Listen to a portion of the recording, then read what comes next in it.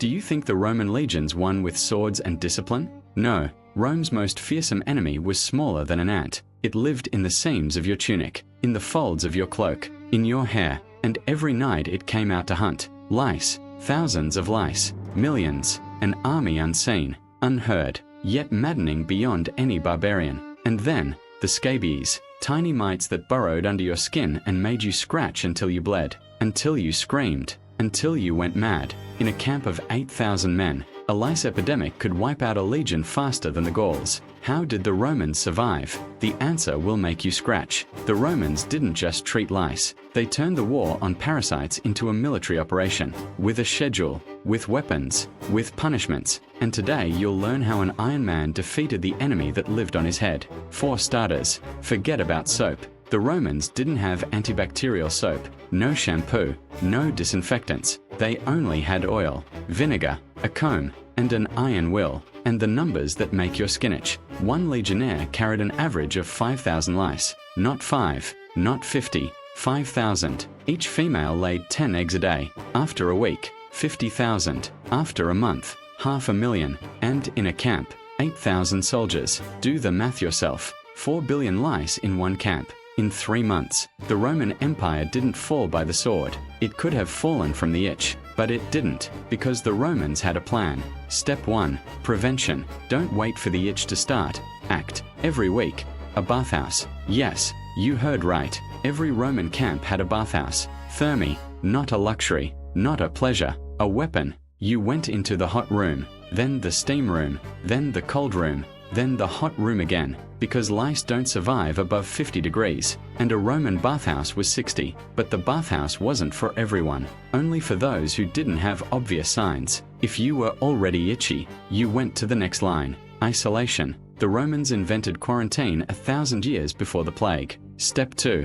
A weapon, a comb, not plastic, not wooden, metal, with fine teeth, 10 teeth per centimeter. You combed your hair every evening, after a march, after a battle, after duty, and you looked at the comb. White spots, nits, you picked them out with your fingernail, one by one, 100, 200, 500. Every nit is a future enemy, but the comb didn't solve the body problem. That's what oil was for. Olive oil, cheap, rancid, but deadly to lice. You rubbed it into your scalp, your armpits, your groin, the seams of your tunic. The oil clogged the lice's spiracles. They suffocated. You waited 20 minutes. Then you scraped off the dead lice with a strigil, that same Roman scraper they used in bathhouses. Did you think it was just for dirt? No, it was a weapon of mass destruction. But the worst thing was scabies. The scabies mite, Sarcopt scabiae. It doesn't live on the surface. It burrows under the skin. It tunnels, and lays eggs where you can't reach them. The itching was so intense that soldiers scratched themselves to the bone, until they bled, until they became infected. Lice are discomfort. Scabies is torture. How did the Romans treat it? A mixture that would make your face stretch. Sulfur, pine resin, and vinegar. You rubbed this paste into your skin, into every crevice, into every tunnel. It burned, it stank, it left chemical burns, but it killed the mites. Then you wrapped yourself in a wool cloak, because the heat accelerated the action of the sulfur. You lay in this hellish mixture for 2 hours, without moving, without rinsing. 2 hours of pain and stench, and then cold water, and more oil, and again the comb. And if after 3 days the itching hadn't subsided, the procedure was repeated, again and again, until the mites died. And now, the stakes. What if you didn't get treatment? If you hid your lice, the centurion noticed. You scratched yourself during formation. You were distracted. You were the weak link. Punishment.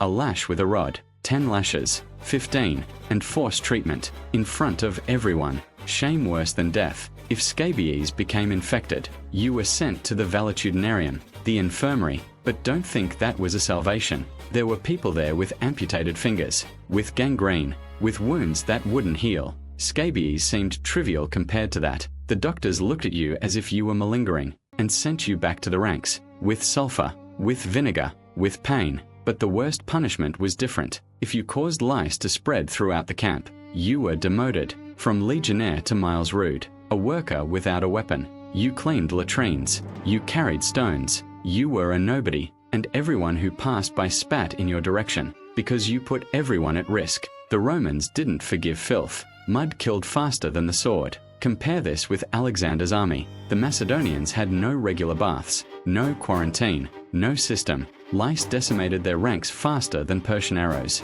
Historians write that after the Indian campaign, Alexander's army lost more men from disease than from battle. Lice, scabies, dysentery, and Rome. Rome lost soldiers on the battlefield, not in the mud, or medieval armies, knights in the ring. The Romans wore their armor for months. Lice lived in the chainmail links, in the lining, in their wool stockings. Knights scratched themselves right during tournaments. They stank so much that ladies fainted. And the Romans? The Romans washed every week, sometimes every day, because cleanliness is discipline, and discipline is victory. And here's the big secret you've been waiting for. Why did the Romans win the war against parasites? Not because they had the best medicine, but because they turned hygiene into a religion, into a law, into a daily routine. You couldn't refuse a bath. You couldn't skip the treatment. You couldn't hide the itch, because your body belonged to Rome, and Rome demanded it be clean. Every morning, an inspection. The centurion looked at your neck,